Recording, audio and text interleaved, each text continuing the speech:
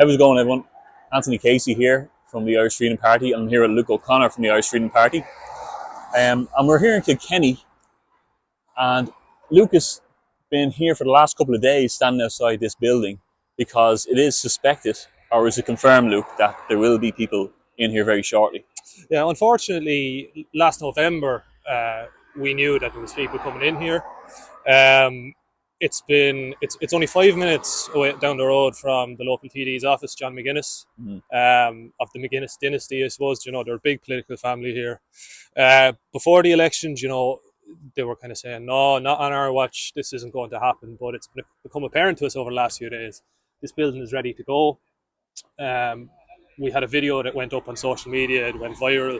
One of the guys local here just happened to be passing by, and he realised that a couple of people involved in well-known asylum centres up and down the country are involved in this building.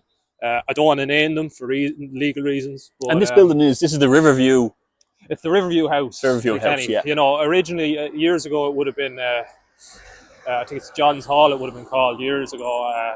Used to be dances in here years ago. But what's interesting about this building is that the council actually refused planning permission to have it as a commercial venue. It was going to be a commercial property. It was supposed to be a cafe / shop, and the council refused it as a commercial property. And then it was taken over by these people, and we're aware now that it's going to be an asylum centre. You know, 35 is the number we hear. You know, and it's not suitable. You know, there's houses right next to it. You know, and what's the line they're going with, Luke? Are they saying that Ukrainian families are going to be in here? No, they don't even have. They're not even lying about it anymore. You know, it's going to be an asylum centre. It's not. That's what some of the locals are pulling in all the time here. Every 20 minutes or so, and just asking what's the story with it. And I can hear cars going by beeping. People are obviously in support of you being out here and opposing it. Yeah, like people are supportive, and like the thing is that I've seen over the last few years that people in Kilkenny are slowly getting really, really annoyed with the political class. One lady walked by here and said that Mick McGuinness, who would have been the patriarch of the family, the political family, you know, this would never have happened under his watch, and that the dynasty is really letting the city down. You know. Yeah.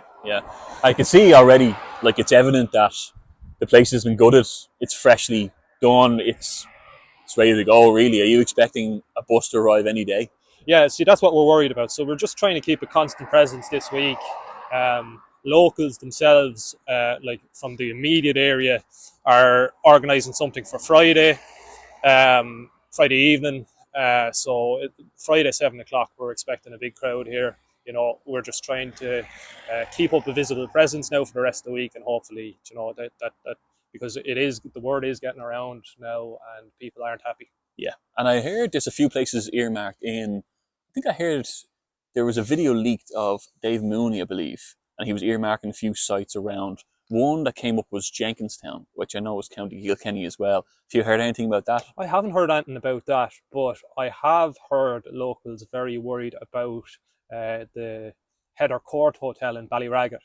Now, that's been a defunct hotel for years, but every couple of years, it kind of comes up that is another area of interest that they're looking for in Ballyragget, you know, which would be a town nearly on the coming towards Durrow there, you know. So yeah, like there's a few places earmarked, but look, the reality is, like we all said it. You ran in the local elections. We all said it here, lads.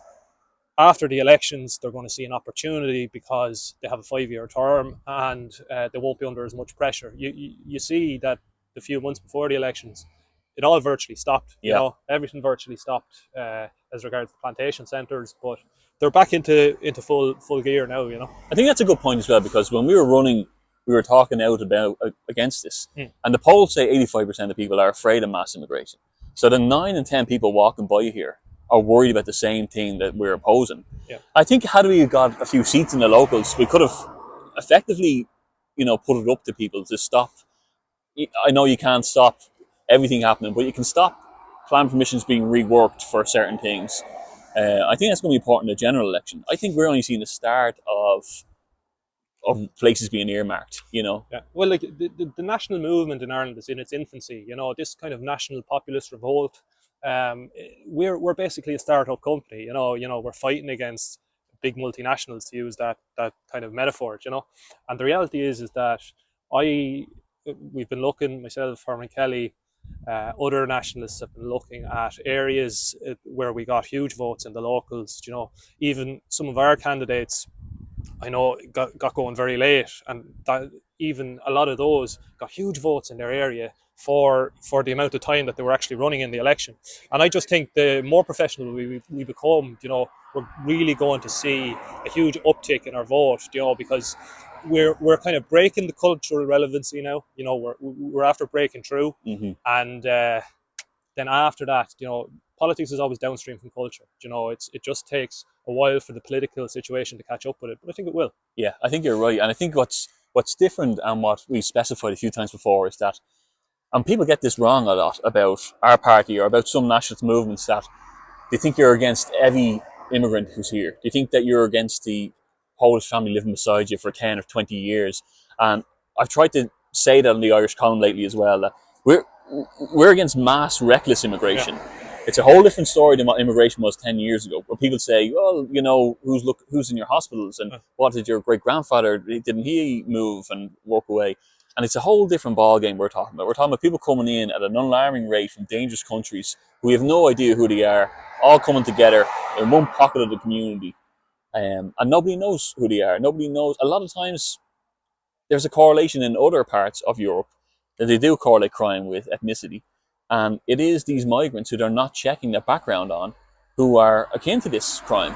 Well, some of our biggest supporters are Eastern Europeans. Yeah, exactly. You know, and I've seen that all over the country. But even here, like, you know, there was a fella and his missus pulled in yesterday, and I know him from years ago in Kilkenny. He would play gigs here, you know, so I know him from working in the local area.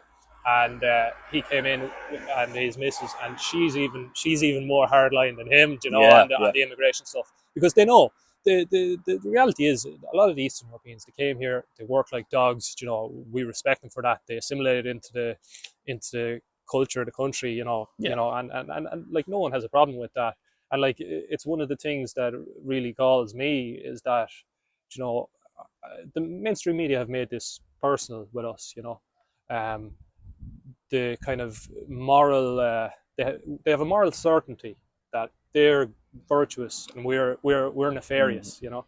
And I think the more people who I talk to, you know, they'll nearly whisper to you in the street about, you know, Luke, 100% right, you know. And you're right there, because they're whispering because they're in agreement, but the mainstream media has done its job in trying to tarnish any person who cares about their community, has enough courage to stand up and fight for their community, for the fears that everybody else is feeling. And people are still saying, well done to you, but they're afraid of even handing out a leaflet. And people can help in their own individual ways, and I get, but I do think it's important that the likes of us even doing this interview here, which RTE will, you know, not take any traction on. Yeah. But it's up to us and the people to share this out and get it out there that people are here, they're concerned, they're not violent, they're not angry, they just want what's best for their community. Yeah, and like nobody, like, you know, nobody can say that anyone who has a problem with the kind of immigration we're seeing, you know, is wrong, because like, look, one of the things that I've seen, you know, across the Western world is that the labour movements. If you think about the unions years ago, like they used to be against mass illegal immigration or mass immigration. Why were they against it? Because it lowered the wage of the average worker, you know, because obviously the foreign workers would work for less, you know, and they were always traditionally against that. But what happened is, culturally, the unions flipped. I saw this in my own personal life, where a family member who'd been a card-carrying member of one of the teacher unions for years eventually felt forced out of his own union because of the kind of cultural flip in terms of the people who were running the trade unions. And we've seen it over in America recently, where the president of the Teamsters, he was the first ever president of a union to speak at the Republican National Convention over the last few days. And it's just interesting to see how that's the working class, the workers have flipped in terms of being a predominantly kind of left-wing movement to now actually being kind of a nationalist, kind of populist kind of movement. You know? Yeah, yeah. No, it is interesting. I think it's one to watch, and your credit to you for coming out for your community here. Yeah, well, I must say, like it's not. It's I come out to show my support, but it's a lot of it is local people there, like Stephen Delaney. I'd say any kind of protest that we've ever had in Kilkenny, it's been kind of Stephen Delaney pushing it, and me kind of just helping and showing support. So Yeah. without people showing up, we could do this. Yeah, alone. Yeah. Okay, fair play. All right. Yeah, thanks, Luke. Thanks.